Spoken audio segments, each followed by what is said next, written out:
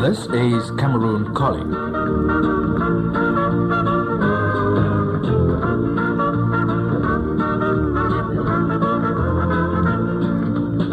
Our weekly magazine of news reports, interviews, commentaries, opinions, and analysis.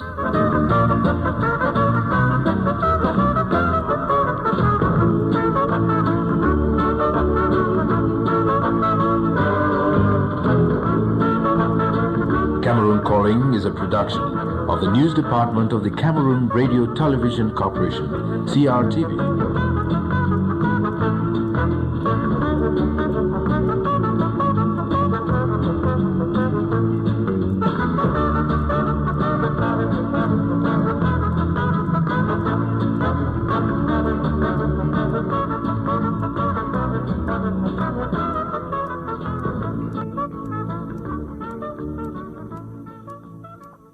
The search for a solution to the ongoing crisis in the southwest and northwest regions has also preoccupied the Presbyterian Church in Cameroon. The church has visited IDPs and refugees and made financial and material donations to them. To have more on the PCC gestures, I sat down with the moderator of the Presbyterian Church in Cameroon, the Reverend Funky Samuel Foba. Many thanks, Mr. Moderator, for coming to talk to us on Cameroon Calling. Thank you so much, Mr. Mutale. How are you shepherding your flock at these very, very difficult times for your worshippers and so on? Truly, it's a very difficult moment for us as a people and as a church. But by God's grace, we are trying to fulfill the fourfold mission of our church in the area of preaching, teaching, healing, and liberating God's people. And we do so in collaboration with our pastors and Christians alike.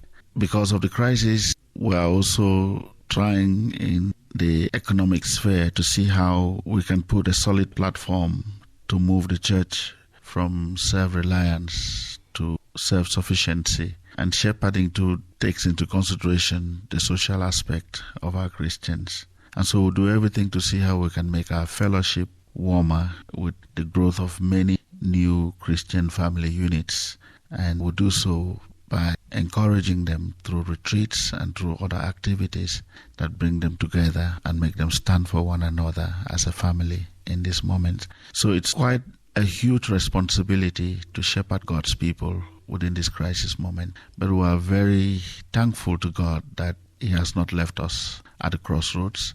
He is there with us, and we are able to continue to stand strong in hope, hoping that better days are ahead. What's the major challenge that this crisis that you just mentioned in the southwest and northwest regions has brought to the Presbyterian Church in Cameroon?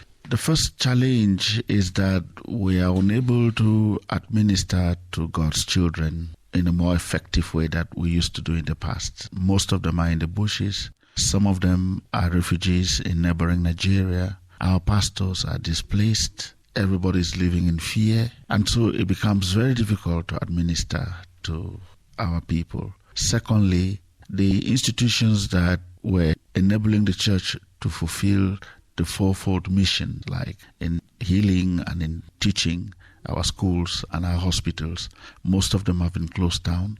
And if it were just a matter of closing down because of the crisis, it would be no problem. The main problem is that the workers who were working in these institutions are now jobless, they don't have salaries, and in that way their families are suffering. There is no family sure of a 3 square meal now in these circumstances. So these are crucial issues that are really, really making it difficult for the church to succeed in administering to the people. You've said before that after this crisis, Cameroon and the PC will not be the same again. What did you actually mean? It is a wish and a dream for Cameroon and for the Presbyterian Church in Cameroon, because I believe that in this crisis we are also in a school or in a classroom, learning to cope with the trying times and learning to diversify our resources, and also learning to know how we can cope in moments like this. And so it is a very, very challenging time, and at the same time an opportunity for us to keep our heads afloat, the issues plaguing our people. And I'm very convinced that when we cross this red line and we are on the other side of the river, people must have gained a lot from the crisis to be able to be more dynamic and enterprising in the days ahead. And I'm very convinced that better days are ahead, because we must have learned a lot in this crisis to be able to stand together, to forge ahead with developmental activities that will preempt such issues in the future. So what would you say has been the project that the PC has engaged for durable peace in this country? We have, within this crisis, opened a secondary school in Mfu, Yaoundé, an ultra-modern Anglo-Saxon institution, which we believe would change the youths of Cameroon in the area of education. We have also built a state-of-the-art ophthalmic hospital in Yaoundé as well, in a bid to see how we can also use these institutions to give work to jobless young Cameroonians, and also to invest in this part of our country. And this alone is clear proof that we recognize Francophone Cameroon as part of Cameroon, and the church is operating here fully. And so these are issues that we're trying to prove to the state and to the people of Cameroon that the Presbyterian Church in Cameroon is a unifying factor that wants us to stand together in this crisis moment. And so we engage in these activities in order to continue to sustain the church, and at the same time passing on a message of peace to the entire nation. Talking about something else, there are thousands of refugees and IDPs out there. Has there been an effort to reach out to them as a humanitarian gesture? Of course, the Presbyterian Church in Cameroon last 2018 organized a national fundraising throughout the entire church, and we came up with about 35 million francs. We had some other support from our partners abroad, the Mission 21 and the Methodist Church, that enabled us to, first of all, take care of the IDPs within the nation of Cameroon. And I personally, with one UN worker who is a Presbyterian, Lopti Emilia, who went right to Nigeria in Calabar and visited the refugees. It was a humbling moment for me, because I was all tears throughout when I was in Calabar. And I realized that what we took to Calabar was nothing. And when I came back, I'm still struggling to see how we can launch another national fundraising to go back there, because there are about 4 camps in Nigeria. You have the Ikan camp, the Ogoja camp, you have the Calabar camp, and one other camp. So we need to go back there and see our Cameroonian brothers and sisters. I was so shocked that when I arrived there, I saw a lot of Presbyterian Christians that I know in person.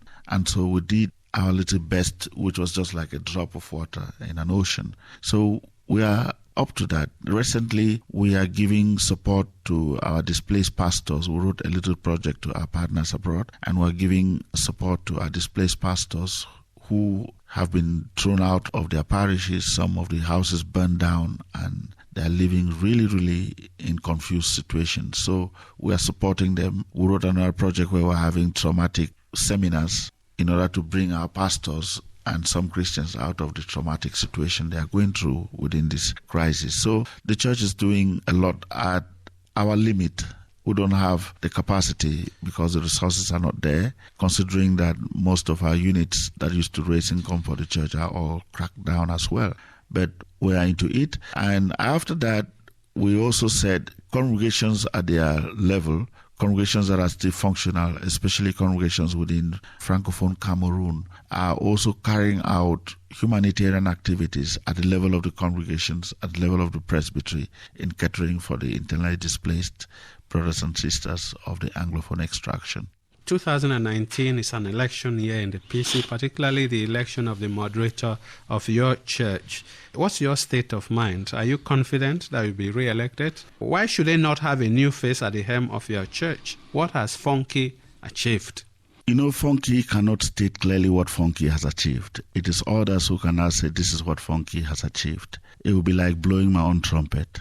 And to talk about Funky's face remaining at the helm of the church, it is not Funky's decision. Of course, elections are coming in November, and my prayer is that God should still give the Presbyterian Church in Cameroon a leader that will continue to struggle with the church and lead God's people within this crisis into a better future. That's my hope and prayer and my dream.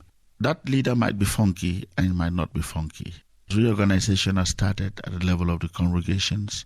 Soon we'll go to the presbyteries, and then it will end at the level of the synod, where a new synod clerk and a new moderator will be elected for the church. These will be leaders who will continue the work, and I pray that God should give PCC those credible and quality leaders for a time like this. Mr. Moderator, thank you very much indeed for talking to us on Cameroon Calling. Thank you, sir, and God bless you. That was the moderator of the Presbyterian Church in Cameroon, the Reverend Funky Samuel Foba. You are listening to Cameroon Calling, coming to you from the national station of CRTV. You are a child of the universe, no less than the trees and the stars. You have arrived